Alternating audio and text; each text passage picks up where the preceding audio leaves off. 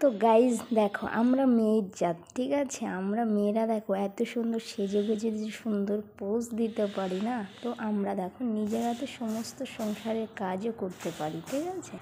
তো hey guys, welcome back to my channel Soma official. তো guys, তোমরা সবাই কেমন আছো? আশা করছি সবাই ভালো আছে। আমিও খুব ভালো আছি। আর আমি দেখো সকালবেলা ঘুম থেকে উঠেই লেগে পড়েছি আমার নিত্যদিনের কাজে। চলো, প্রথম থেকে আমি আমার বিছানা গোছানোটা নিয়েই শুরু করছি। একটু তোমরা অ্যাভয়েড করে চলবে, ঠিক আছে? আমি দেখো ঘুম থেকে উঠে পাগলের মতো একদম কী বলবো, নাইটি বাইটি পরে সকালবেলাটা কী হয় বলো তো, এরকমভাবেই আমি থাকি।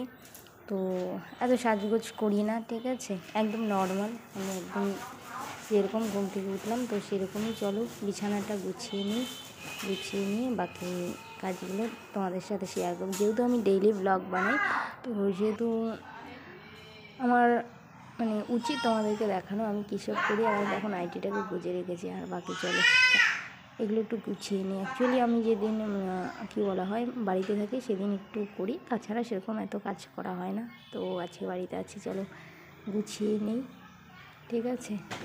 আর তোমরা কমেন্টটা কেউ করবে না, ঠিক আছে? আমি বাড়িতে তোমাকে বললাম সকাল সকাল এত সাজুগুজু করে ভিডিও হয় না। সকালবেলা দেখো মর্নিংয়ের কাজ করতে গেলে এত কিছু হয় না।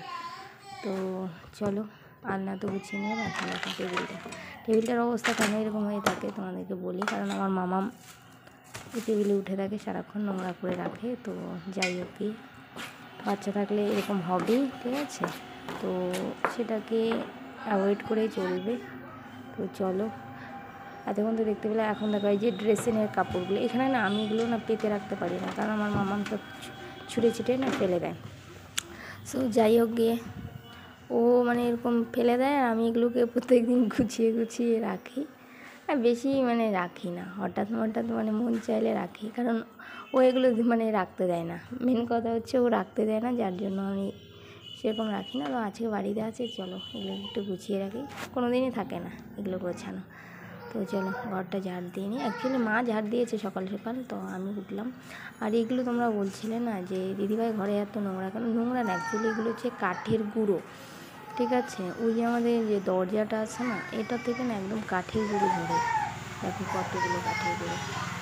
তো চলো ঝাড় দিয়ে নিই, ঝাড়টা দিয়ে তারপরে অন্য কাজে লেগে যাবো, ঠিক আছে? আর এইদিকে পাশে আমার মামাম রুমে ছিল, পাশের রুমেই। তো মামাম আওয়াজ করছে, তো সাউন্ডের একটু প্রবলেম হতেই পারে, ঠিক আছে? তো ওটা নিয়ে কেউ কিছু বলবে না, অনেকেই বলো। আর তোমরা অনেকেই বলছো যে ভিডিও করতে গেলে ভালোভাবে সেজে গুজে ভিডিও করো। তো গাড়ি সকালবেলা উঠে এত সেজে গুজে ভিডিও মানে কাজ করবো না, ভিডিও করবো, তো সেটা হয় না। তো আমি তো একদম কী বলবো, গ্রামে থাকি, গ্রামের মতো যেরকম থাকি সেরকমই ভিডিও করি।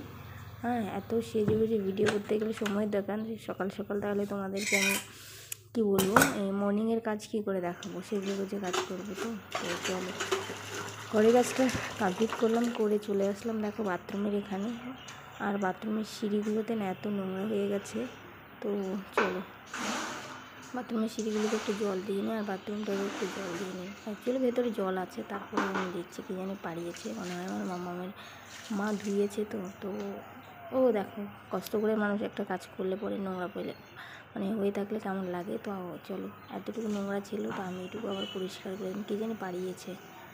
তো চলো এগুলোকে ঘষে নিই। আর তোমরা অনেকেই বলো যে দিদি বাথরুম তুমি নিজে হাতে পরিষ্কার করো। হ্যাঁ গাইস, আমার কাজ আমি নিজেই করি, তো এতে বলার কিছু নেই। তোমরা অনেকেই কমেন্ট করে বলছো বাথরুম পরিষ্কার করছো, সেটা আবার লোকেদের দেখাতে হয়।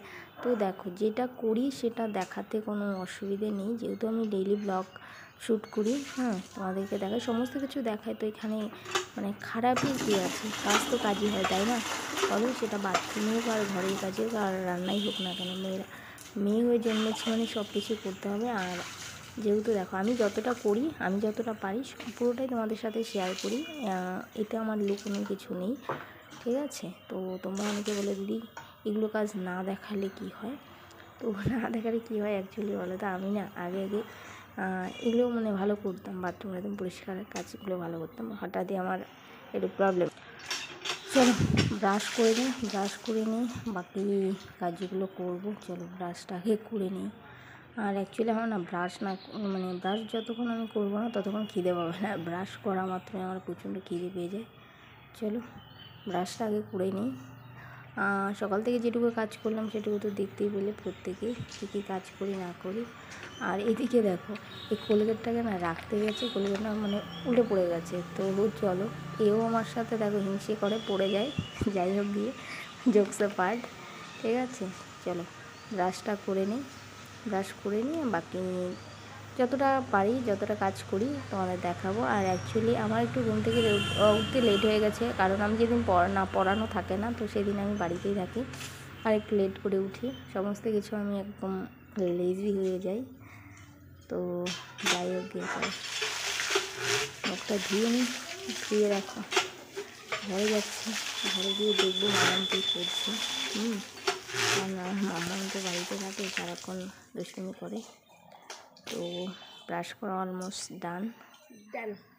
তো চলো ঘরে, ঘরে এটা কি খাবার জিনিস? হ্যাঁ, এটা হচ্ছে সাবান, এটা দিয়ে কাপড় কাচে, বুঝতে পারলি?